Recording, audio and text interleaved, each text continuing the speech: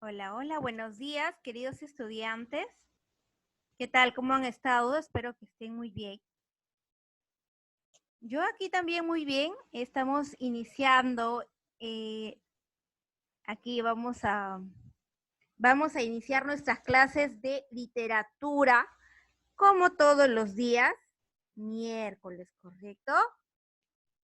Listo. Entonces, el día de hoy vamos a hablar acerca de un tema que pues es muy interesante, ya que muchas veces hemos escuchado frases como de repente vamos a caer en los brazos de Morfeo o tienen el talón de Aquiles, ¿no? ¿Quién no ha escuchado estas frases? ¿De dónde vienen estas frases? Pues vemos que estas frases vienen desde el siglo III, ¿no? Desde el siglo más antiguo. Y es ahí donde viene la literatura griega, que es la literatura antigua. Sabemos que en el siglo antiguo o en la época antigua, vamos a hablar principalmente de mitología cosmológica. ¿Qué quiere decir esto? Que hablamos de mitología para referir a la creación de la tierra por dioses. Claro, por ejemplo, tenemos al mito de Gea y Urano para hablar acerca de la creación de la Tierra, cómo se gesta la Tierra. Después de la creación de la Tierra aparecen los titanes, los famosísimos titanes, aquellos que detienen los planetas con una o dos manos, ¿no? Aquellos que sostienen. Incluso dice la mitología que cuando hay un pequeño temblor, de repente el titán que sostiene la tierra se ha cansado y un poquito movido su mano y se produjo un temblor, ¿no? Ahora tenemos también a Cronos, que es el dios del tiempo, que por cierto es esposo de Rea, ¿no? Posteriormente aparecen los dioses olímpicos, aquellos que están en el Olimpo, ¿no? En el lugar más sagrado. ¿Quién no ha escuchado de Zeus, de Poseidón, el dios de los mares, de aquel dios que está en el inframundo? ¿Quién será? Hades, ¿no? Tenemos luego a los semidioses que son creados gracias a la unión de un humano más un dios. Gracias a ellos salen los semidioses, como quién, como Hércules. Tenemos a Aquiles, que es el hijo de Tetis, ¿no?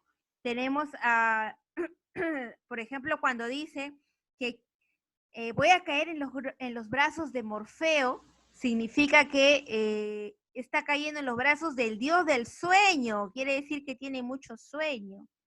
Ahora, cuando hablamos de mitología griega, también hablamos de estos seres mitológicos que son no humanos, con unas características extrañas, como los cíclopes. ¿Quiénes eran los cíclopes? Aquellos seres que tenían un solo ojo, que eran muy grandes, que cuidaban algún terreno, algo grande. Tenemos a los minotauros, a los centauros, estos seres que son mitad animal y mitad humano también, ¿no? Ahora, entonces, vamos a comenzar hablando que la literatura griega comienza en el siglo III hasta el siglo V. Es el siglo más, mejor dicho, es la época más larga de la historia. Grecia desarrolló su lenguaje oral, su pensamiento filosófico, su política y su oratoria a través de su literatura. Digamos que la literatura en la época antigua estaba en el primer plano junto con la filosofía. Eran dos ramas muy importantes, ya que la literatura te ayudaba a desenvolverte, a la creación, te ayudaba, era un arte y en ese tiempo pues las artes eran lo más primordial. Justo en esta época se hace la creación de los géneros literarios en los que se tratarán, dice, temas más representativos del pensamiento occidental. Claro, porque gracias a la literatura vamos a ver cómo es que vivían las personas de aquellas épocas, a qué le daban más importancia en esos momentos. Por ejemplo, si hablamos de características, vamos a hablar que cuentan hechos vinculados a los héroes. Claro, hablamos de aquellas personas que se encargaban de ir a las guerras, ¿para qué? Representando a algún rey poderoso y a la vez ganando tierras.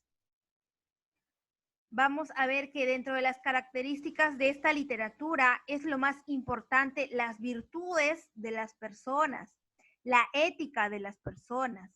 Eso es lo más importante para la literatura griega. Y es un aporte muy grande que ha hecho a nuestro tiempo actual, porque de todas maneras nosotros consideramos que los valores son lo más importante. Ahora, vamos a ver también que narra los hechos sin emitir juicios o opinar sobre ellos. ¿Por qué nos dice esto? Porque en las obras vamos a notar que nos narran las características físicas o axiológicas, quiere decir de valores de las personas, pero no nos dicen cómo es que vivían, cómo es que hacían su día a día, no. Nos narran cosas exactas, características exactas de los personajes. También vamos a ver que esta literatura era improvisada y compuesta por los aedos para ser recitada. ¿Qué quiere decir? Que esta literatura no está escrita en libros, principalmente en sus tiempos no estaba escrita. No es que hubo un autor y se puso a escribir y luego nos ponemos a recitarlas, no. Estas eran improvisadas. ¿Quiénes los cantaban en los teatros grandes o en lugares grandes? Los aedos, ¿correcto? Y ahora vamos a ver que dentro de esta literatura lo más resaltante en cuanto a la épica va a ser la Ilíada y la Odisea. Van a ser estas dos obras las más representativas y su autor pues va a ser el gran Homero. Más adelante hablaremos de Homero. Pero vamos a saber que en los representantes tenemos representantes en la épica, en la lírica y en el teatro. Cuando hablamos de la épica, recuerda que hablábamos de los hechos, narraba hechos vinculados a héroes y dioses. Por eso es que tenemos aquí Homero. En sus obras hablamos de héroes y hablamos también de dioses. En la lírica, en cuanto a los poemas, tenemos a Safo, a Píndaro y a Anacreonte. Y en el teatro vamos a ver a Esquilo, a Sófocles, a Eurípides y a Aristófanes. Ahora, tenemos que saber que el teatro tiene su origen en las festividades del dios Baco, claro, porque en aquellos tiempos le daban gran importancia a aquella época del año en que los griegos hacían la cosecha de la uva. Entonces, ustedes saben que de la uva sale el vino. Entonces, ellos bebían bastante vino y esto pues los ponía en una situación diferente, ¿no? Los hacía de repente más pícaros, más atrevidos. Entonces, gracias a esto es que ellos salían a representar muchos hechos de la realidad o incluso salían a hacer bailes con máscaras en alusión al dios Baco, ¿no? Que era el dios del vino. Vamos a hablar un poco sobre Homero. En realidad, se sabe muy poco sobre él. Se sabe que es una persona que le dan alusión a él estas dos obras, pero otros dicen, ¿cómo es que un hombre que no veía, porque Homero significa el que no ve, que no veía, pudo haber hecho esto? Otros dicen que no, que estas dos obras fueron recitadas por grupos de personas, no por Homero. Le quitan la autoría a él. Pero pues vamos a seguir viendo que Homero se le da la autoría de la Ilíada y la Odisea, mientras que todavía sea sea dado por hecho así, nosotros también lo vamos a considerar así. Pero las investigaciones continúan y cuando en algún momento se demuestre, pues cambiaría toda esta versión, ¿no? Entonces, vamos a ver, dice, la vida de Homero se desconoce, aunque se le representa como un anciano ciego que iba de ciudad en ciudad cantando relatos de héroes y dioses. A Homero se le atribuyen dos obras de la poesía épica, la Ilíada y la Odisea. Vamos a ver un poco sobre la Ilíada. Nos dice que es un poema épico. Comienza con la disputa entre dos líderes del ejército aqueo, Aquiles y Agamenón. Aquí te he puesto algo pequeño, mira. Resulta, dice que Aquiles había recibido una doncella llamada Briseida como recompensa de combate. Sin embargo, Agamenón, el rey de los reyes, haciendo gala de su poder, decide quitársela resentido por esta pérdida. Aquiles se niega a seguir colaborando con el ataque a Troya y retira a su tropa de mirmidones. A ver, para que tú puedas comprender mejor, te he hecho aquí un pequeño esquema y a continuación vamos a ver un pequeño resumen de lo que fue la guerra, mejor dicho, la Ilíada, ¿no? Porque está en base a la guerra de Troya, sí, pero no te narra toda la guerra de Troya. Solo es los 51 últimos días de la guerra de Troya. Ahora, entonces, vamos a ver. Te he puesto por un lado los aqueos y por otro lado los troyanos. En esta obra, como te dije, van a intervenir tanto dioses como personajes humanos y también semidioses, como es el gran Aquiles. Vamos a ver que en el primer momento, para poder comprender un poco, el gran Crises, que era servidor del dios Apolo, era su servidor, tenía una hija llamada Criseida. Pero ¿qué sucede con esto? Sucede que Agamenón decide raptar a Criseida. Y Crises, pues en buena onda, en buen plan, va y le dice que por favor le devuelva a su hija Criseida. ¿Sabes qué es lo que dice Agamenón? Jamás te la devolveré. Entonces, Crises regresa muy resentido y él le pide a Apolo que desate una peste para los aqueos. Apolo acepta y ¡fua!, le manda la peste a todos los aqueos. Entonces, aquí comienza la obra, cuando están en el contexto de la peste, y aquí les quiere saber por qué es la peste, ¿no?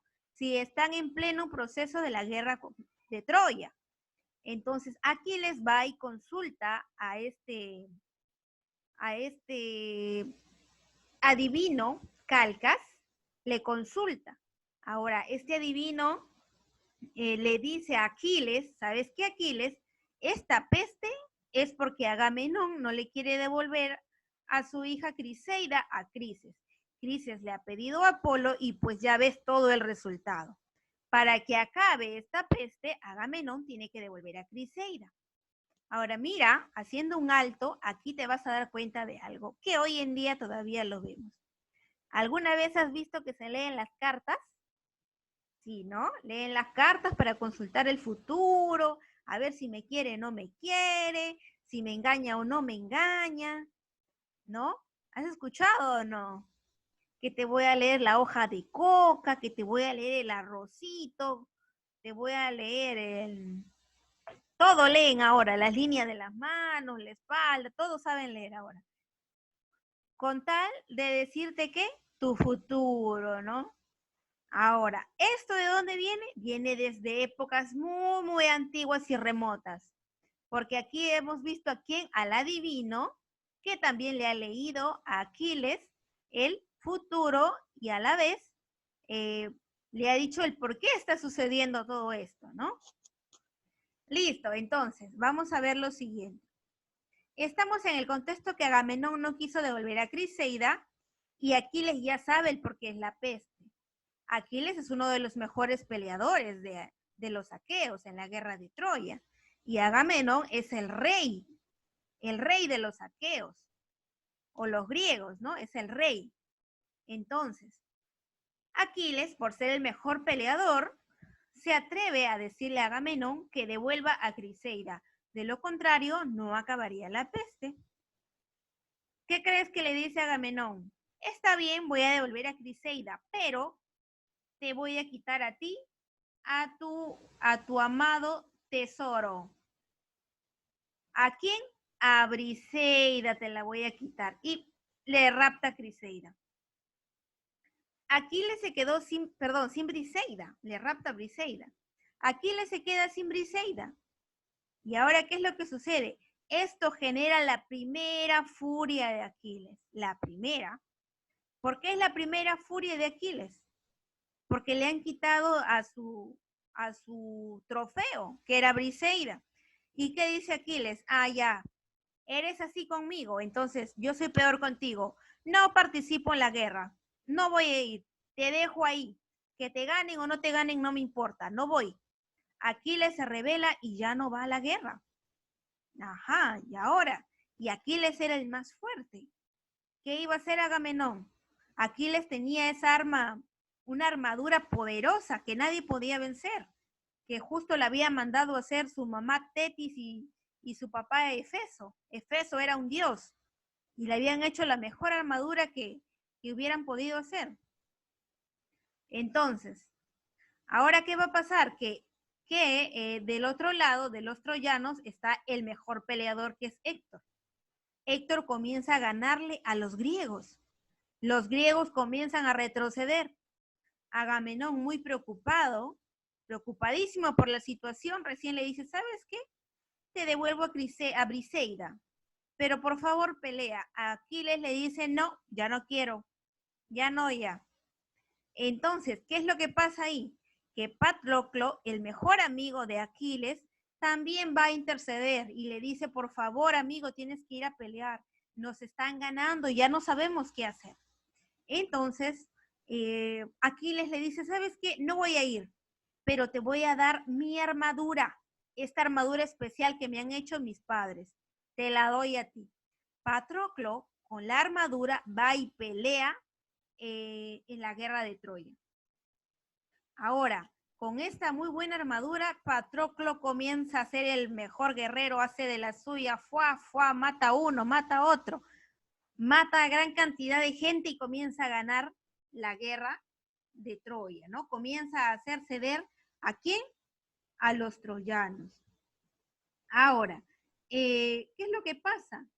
Que Patroclo va a matar a Sampedón. A Sampedón. Y ahora, ¿qué es lo que pasa aquí?